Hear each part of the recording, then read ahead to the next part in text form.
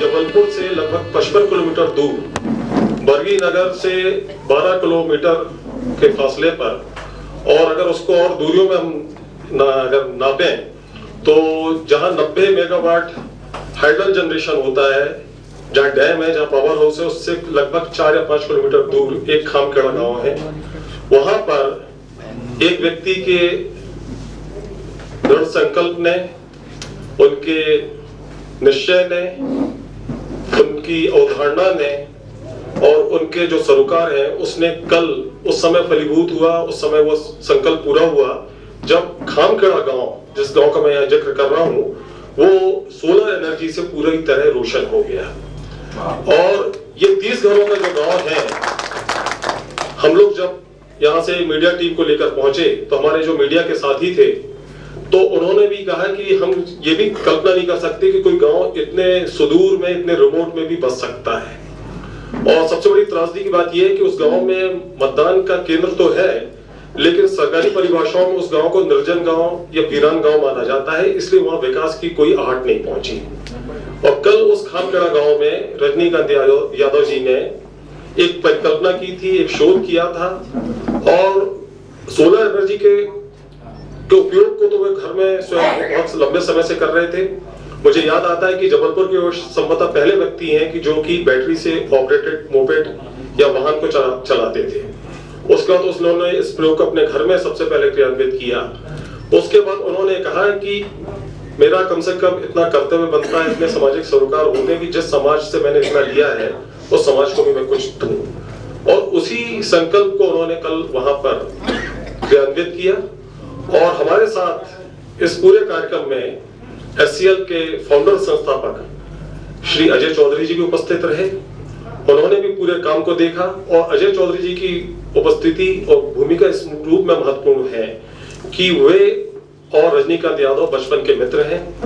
इसी निपर टाउन में, इन्हीं सड़कों पर वो बचपन में साइकिल में उन्होंने घूमे हैं, फिरे हैं, खेले हैं, कूदे हैं, और बहुत सी उन्होंने कल्पनाएं की थी, और कई कल्पनाएं की थी, जिसमें से कल एक कल्पना ने साकार रूप दे लिया है। तो इस रूप में मैं अजय चौधरी जी का भी इस पूरे कार्यक्रम में इस गांव खामखेड़ा गांव को सौर एनर्जी से रोशन करने में इसलिए भी महत्वपूर्ण मानता हूं कि उन्होंने इसमें बहुत सबसे बड़ी महत्वपूर्ण भूमिका निभाई है। जो अमूर्त कल्पना रजनीकांत यादव ने की थी, उसको मूर्त रूप अजय चौधरी जी ने किया है। अब हम अपना आज कार्यक्रम की शुरुआत करने जा रहे हैं। मैं पैनल मेफोसो वेशना रंगमंडल के हमारे यहाँ जो कार्यकर्ता हैं, मुकुल यादव जी, राजन दानी जी, उनसे मैं अनुरोध करूंगा कि आज के हमारे मुख्य अतिथि और मुख्य वक्ता एससीएल के फाउंडर संस्थापक श्री अजय चौधरी जी को सर्वप्रथम मंचासीन करवाएं। मैं राजन दानी जी से अनुरोध करूंगा कि वो यहाँ आए और श्री अजय चौधरी को मंच तक ले जाएं। हम ताली बजाकर अजय चौधरी जी का स्वागत करें। और अजय चौधरी जी के साथ ही मैं राजन दानी जी और सभी हमारे जो साथी हैं उनसे अनुरोध करूंगा कि सौर ऊर्जा को एक साकार रूप देने में महत्वपूर्ण भूमिका निभाने वाले छायाकार, लेखक, विचारक, चिंतक, एक्टिविस्ट श्री रजनीकांत यादव को भी हम मंचासीन करवाए। श्री राजन सर बोलते कि मैं रजनीकांत यादव जी को भी मंच तक ले जाऊं।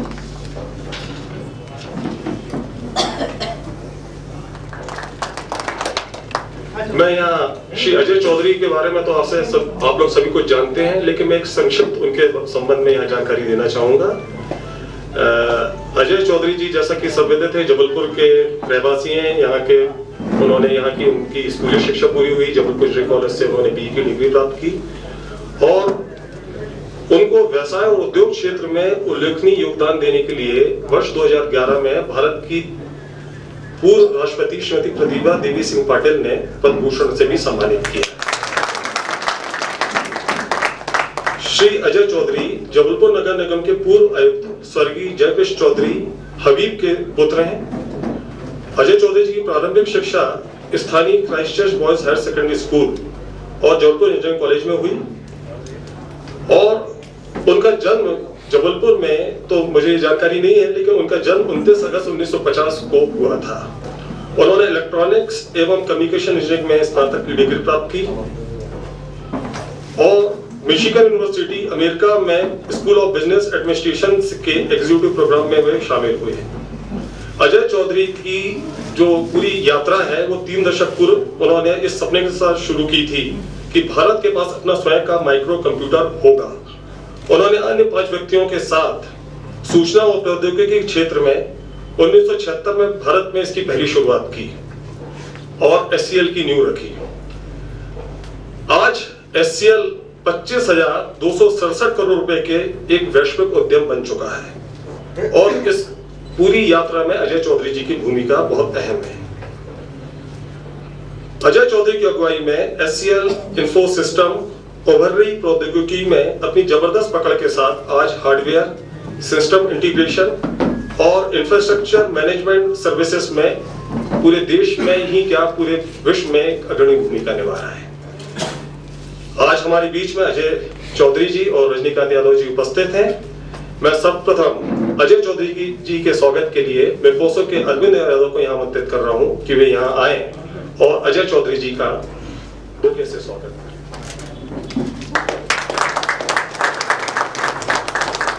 श्री रजनीकांत के यादव के स्वागत के लिए विवेचना रंगमंडल के श्री अरुण पांडे जी आमंत्रित हैं।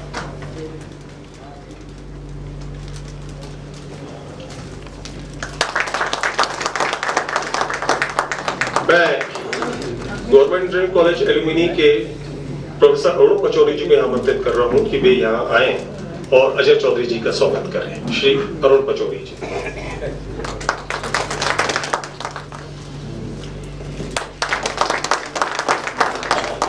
स्वागत के इस क्रम के पश्चात हमारे सहयोगी, हमारे साथी विवेचना रंगमंडल के कलाकार भगवत रावत और एकांश श्रीवास्तव की 2 कविताओं की यहाँ संगीतमय प्रस्तुति दी।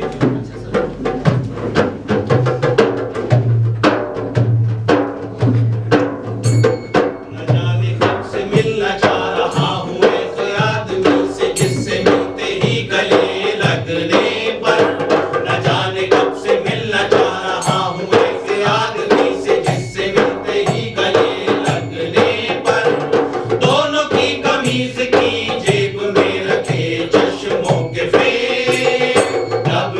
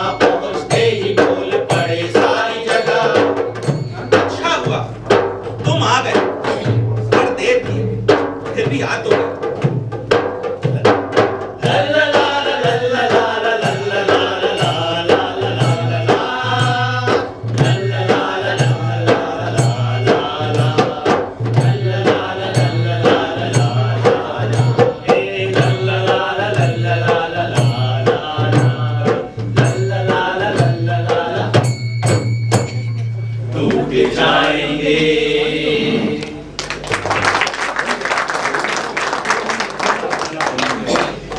दूसरी रचना हम निरंजन श्रोत्री जी की आपके सामने पेश करें।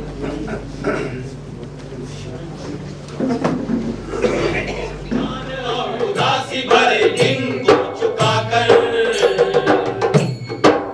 मुझे पसंद है थकान और उदासी भरे दिन को चुका कर शाम को घर लौटना, शाम को घर लौटना। मुझे पसंद है थकान और उदासी भरे दिन को चुका कर शाम को घर लौटना, शाम को घर लौटना। मुझे पसंद है घर लौटते हुए गली के आखिरी छोर पर मौजूद मौजूद मौजूद। मुझे पसंद है घर लौटते हुए गली के आखिरी छोर पर मौजूद मौजूद मौजूद। द्वार पर खड़े रहकर मक्का के दान को गर्म तवे पर टूटते हुए देखना, टूटते हुए देखना। देखना पीली मक्का को सफेद और हल्का होते हुए, देख पीली मक्का को सफेद और हल्का होते हुए।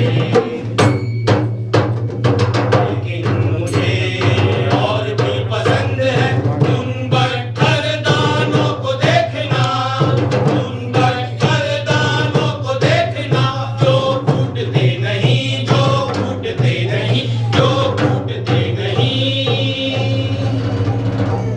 मुझे लगता है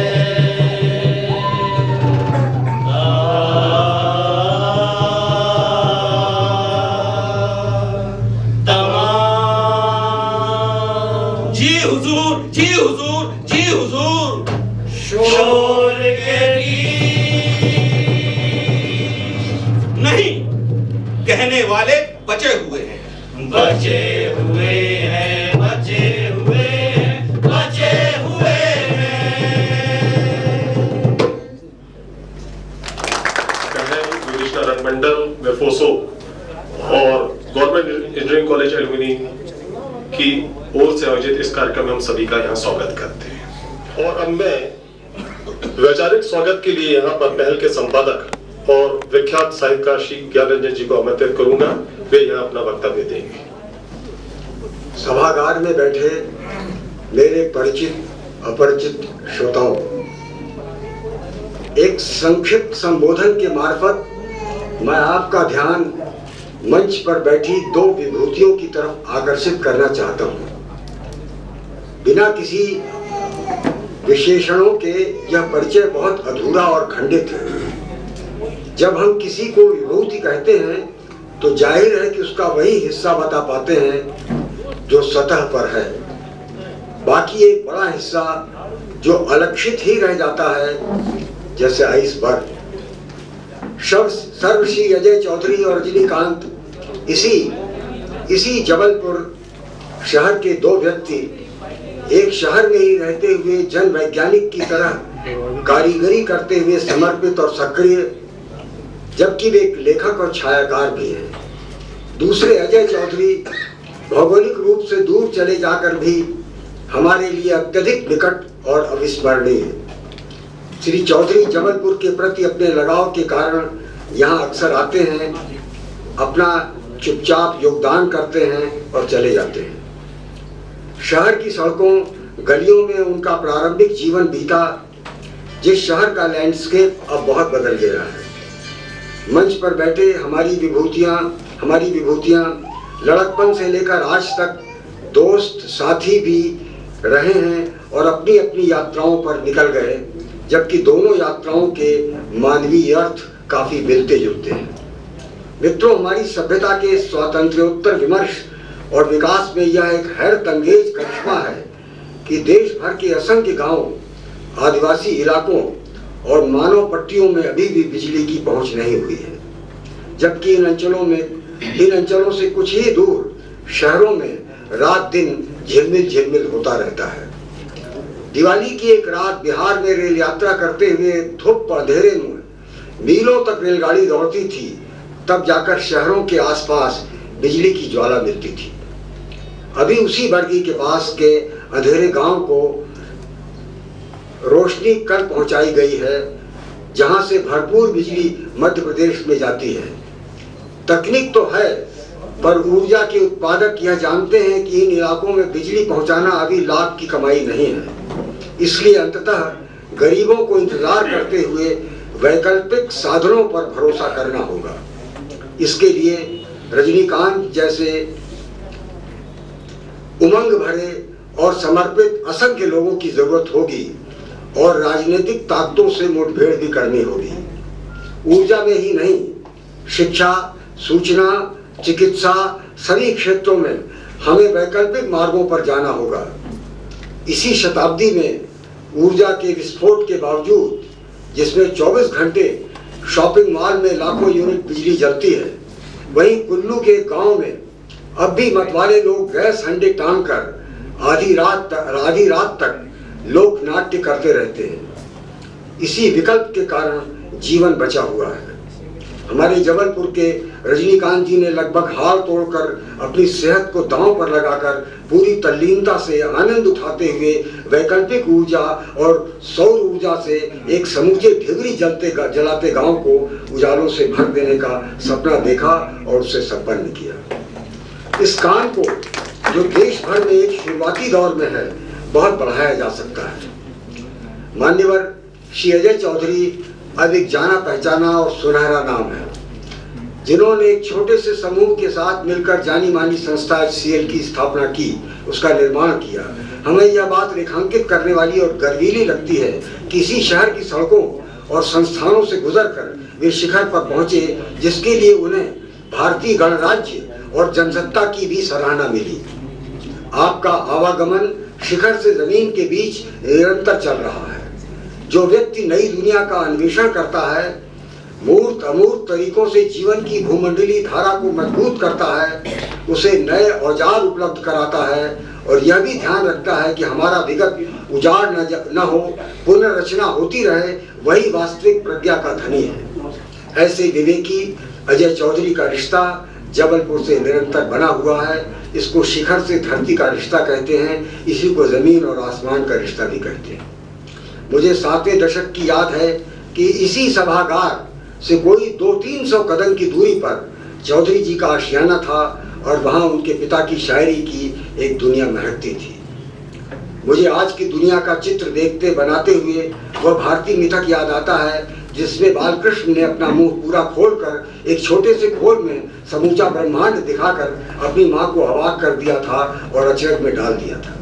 इसी तरह हिंदी की एक पुरातन और शानदार पत्रिका के हर अंक में एक मानव आकृति छपती थी, जो अपनी खोपड़ी पर ग्लोब लिए रहती थी। ये सारे मिथक अब खुल रहे हैं।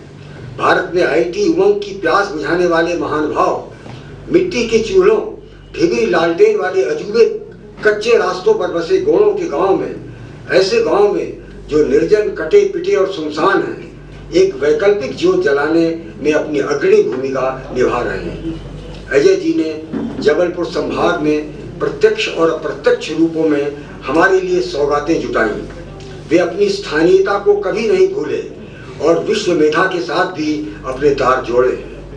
उनके बौद्धिक और मानवीय करिश्मे का लाभ समस्त प्राणियों को मिला है। हम जबलपुर के थोड़े से प्रतिबद्ध लोग उन्हें सलाम करते हैं।